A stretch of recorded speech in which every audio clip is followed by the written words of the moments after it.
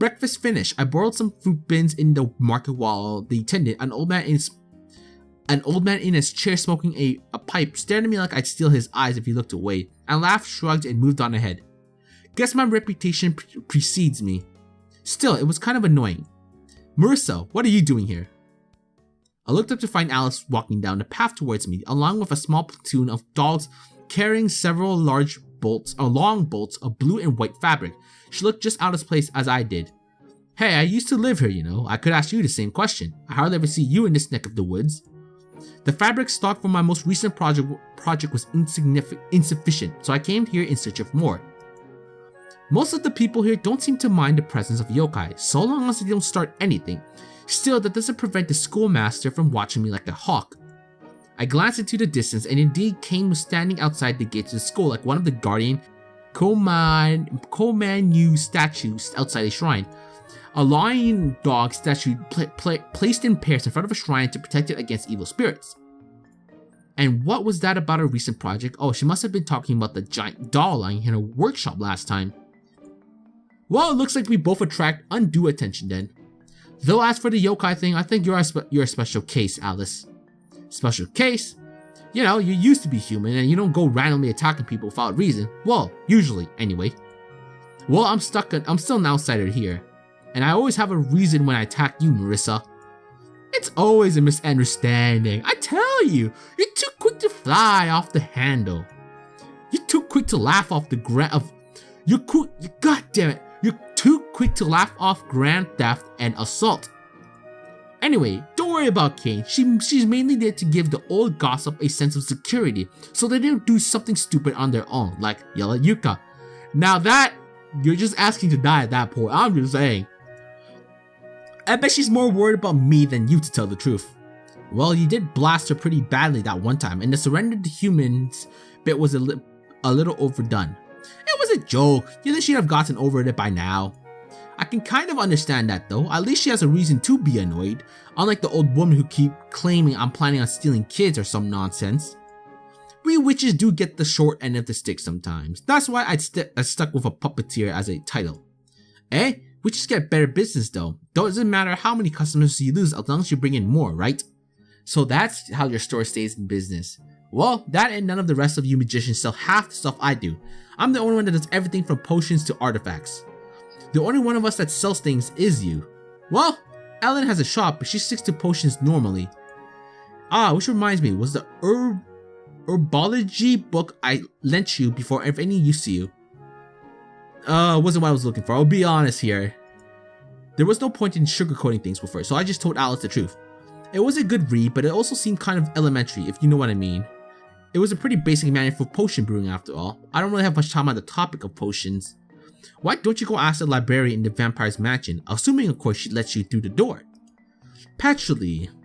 There's an idea, but going all the way to Rumelia's, then messing with the gate guard and the headmate just to get started by that, stare by that bookworm is kind of troublesome. She's probably just making sure you don't leave with something that doesn't belong to you. You're a pretty good collector, so I figured you'd grab something that she didn't, especially who works for Makai. I've thought so too, but she seems to have almost everything in my library except the children's book and puppeteer stuff. Admittedly, I have a few signed works while all hers are plain, but... Huh. Man, I didn't realize her library was that extensive. I must have gotten real lucky in getting those few books she doesn't have. Well, it's easier to find lost works in Gensokyo, so you've got an advantage on both of us there really. Alright, you wanted that book back, didn't you? You're actually going to return it? Of course, I'm only borrowing it, right? Dun dun dun! Marissa returning the shit. Now that's an apocalypse right there. But anyway, before I want to continue, I noticed something, I think.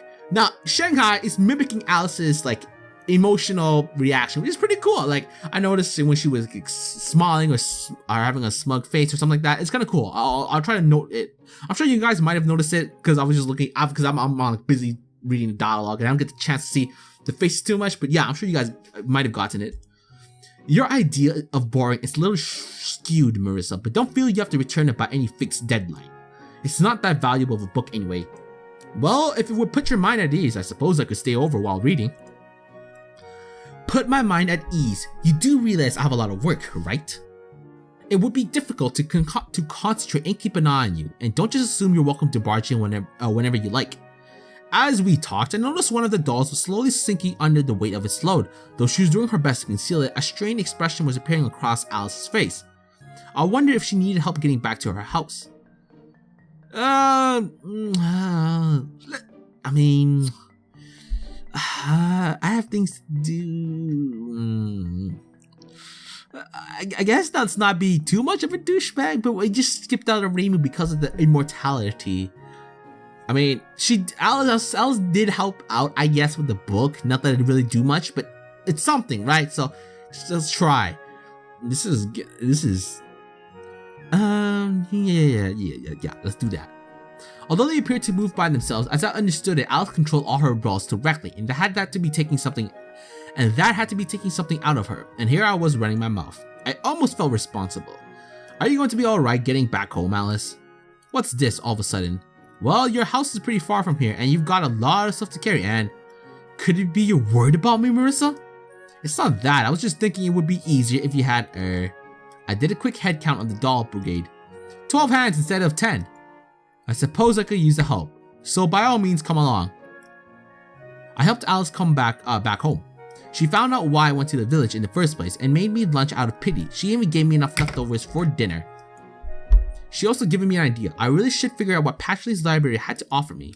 I dropped the leftovers at home and flew off to the Scholars of a Mansion. There are many awesome things about being a magician. One of the most awesome things is flying. I mean, flying is pretty legit, so I'll give you that. There's nothing quite like zooming through the sky, feeling the wind in your hair. Not even an angry gatekeeper could. Wait, angry gatekeeper? Stop right there. I won't let you. That was right. I had somewhere to go. Dealing with the gatekeeper would be troublesome, so I flew right past her. The back door was closest to the entrance to the basement library anyway. Well, there's that.